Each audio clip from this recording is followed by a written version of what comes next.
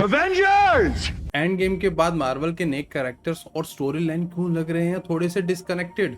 Assemble. क्या MCU अपना magic वापस ला पाएगा या फिर सिर्फ ये सोचते रहेंगे कि व्हाट इज द पॉइंट? आज हम करेंगे deep dive into the direction of MCU after the end game और देखेंगे कि क्या हम फिर से वो मैजिक मोमेंट एक्सपीरियंस करेंगे या नहीं। तो चलिए शुरू करते हैं। जब मार्वल ने 2019 में एवेंजर एंड गेम रिलीज किया था तो ये एमसीयू का एक एपिक पीक था, एक ऐसी मूवी जिसे हर सुपर हीरो एक यूनिवर्स वाइल्ड बैटल में एक साथ होते हैं। फैंस के लिए देखना बहुत एक्साइटिंग था कि इन्फिनिटी सागा कैसे एंड होती है। Rarely do you get an opportunity as a filmmaker to work on movies that are cultural events like this. लेकिन एंड गेम के बाद मार्वल के सामने एक बड़ी प्रॉब्लम थी। एंड गेम में आयरन मैन अपने आखिरी मोमेंट में सैक्रिफाइस करता है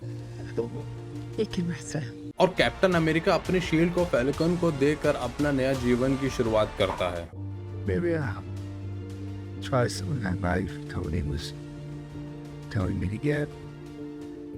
पहली बार एक डिकेड से ज्यादा समय के बाद एमसीयू एक क्लीन स्टेट पे था, तो अलग क्या था? There are more projects in less years because of all the amazing stuff we're now allowed to do on Disney Plus. Marvel ने सिर्फ 3 सालों में 10 मूवीज और 10 मिनी सीरीज रिलीज की, पर ये कंटेंट कहीं ना कहीं फैंस को एंगेज करने में कामयाब नहीं हुआ।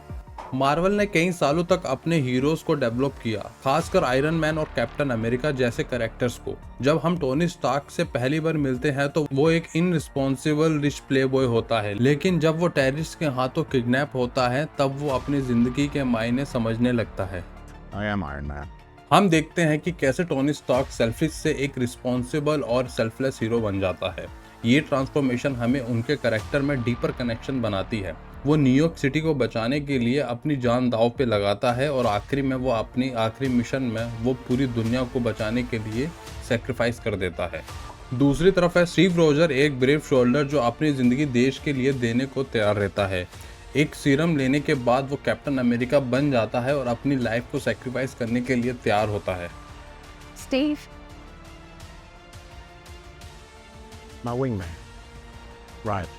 लेकिन जब एंड गेम में स्टीव रोजर अपने शील्ड फैल्कन को देकर रिटायर हो जाते हैं तो फैल्कन को कैप्टन अमेरिका का मेंटल संभालना पड़ता है। फैल्कन के पास कैप्टन अमेरिका बनने की जिम्मेदारी आती है, लेकिन the falcon and the winter soldier series में हमने देखा है कि फैल्कन इस नए रोल को एक्सेप्ट करने में थोड़ा हेजिटेट करता है। सीरीज में फैल्कन की जर्नी फोकस करते हुए भी सीरीज का ज्यादा एम्फेसिस स्टीव रोजर की लेगेसी पे ही होता है, फैल्कन के नए कैप्टन अमेरिका बनने पे नहीं। सीरीज के एंड तक जब फैल्कन शील्ड को एक्सेप्ट करता है तब वो मोमेंट रश लगता है और वो एक ड्रामेटिक इम्पैक्ट नहीं पाता जो एक हीरो बनने के डिसीजन में होना चाहिए।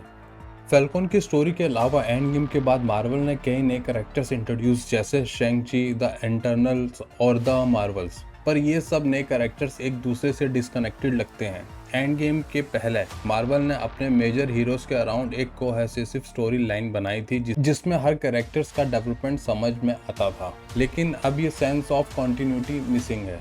Kevin, you put us in a position where we lived our lives looking at each other in the eyes and playing these big stakes moments and being in trouble together and saving each other and worrying about each other. शेंग-ची की movie एक great stand alone film थी, You trained your son to be a killer. Is that what you wanted?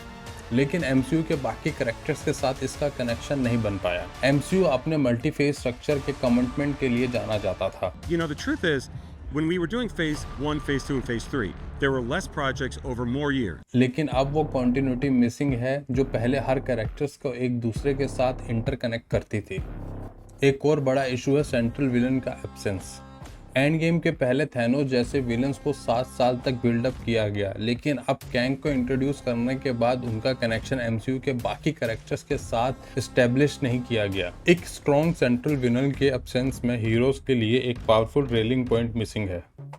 तो सवाल यही है कि MCU फिर से हमें एंड गेम जैसा इम्पैक्टफुल मोमेंट दे पाएगा या फिर नए रिलीज के बाद हमें ये सोचने पर मजबूर हो जाएंगे व्हाट्स द पॉइंट। हमने देखा कैसे मार्वल ने नए हीरोज को इंट्रोड्यूस करने और उनकी कहानियों को बनाने में स्ट्रगल कर रहा है, लेकिन क्या ये एक नए चैप्टर की शुरुआत है या एमसीयू अपने रूट से दूर जा रहा है, वो तो वक्त ही बताएगा। अगर आपको हमारी ये वीडियो पसंद आए तो चैनल को लाइक करें, शेयर करें और चैनल को सब्सक्राइब करना ना भूलें। ऐसी और भी वीडियोस आती रहेंगी। जब तक के लिए जय हिंद।